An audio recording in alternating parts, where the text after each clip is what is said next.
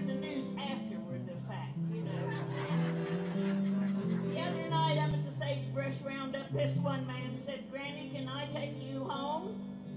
I said, "Well, I don't know. I'm not married." He said, "I'm not either." And I said, "Well, there's a lot of things to be considered." He said, "Well, I won't even get smart with you." He said, "I won't try to kiss you, won't try to hug you, and I'll tell you, I'll be the best guy ever was." And I said, "Well, shoot, I might as well go home with Richard or Butch."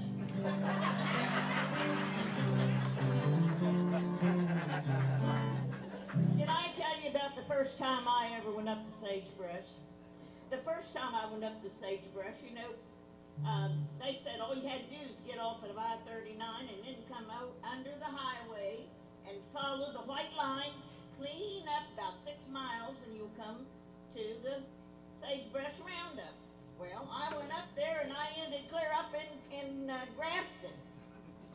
And I don't know where I messed up, but I missed the place.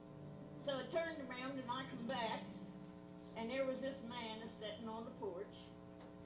And I said, "Yoo-hoo!" He didn't pay no attention to me. Now, can you imagine no one paying any attention to as pretty as I am?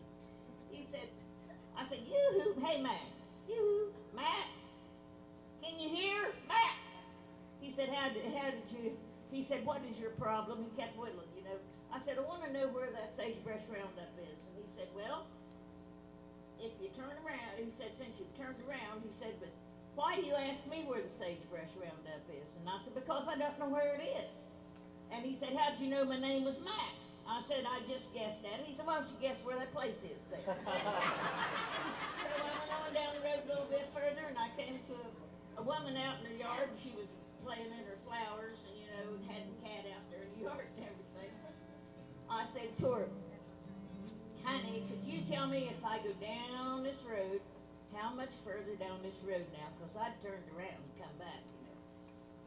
"Where's the Sagebrush Roundup?" She said, "The way you're going now, if you go that way, you'll be going 3,000 miles that way to the Sagebrush Roundup. If you turn around, you just missed it." But see how polite and nice they are around Fairmont? Anyway, I got back in, got up there, and just as I parked my car, this man come over and he said, "Stick 'em up, Granny." And well, of course I stuck 'em up. I'm scared to death of him. And he says, "I want all your money and all your jewelry." And I said, "I ain't got any jewelry. This is all costume jewelry. You would want that anyway. You wouldn't get a nickel for it." He says, "Well, I don't believe you don't have any money." And I said, "Well, then you'll have to take my word for it. You can't just shoot me. You got to take my word for it."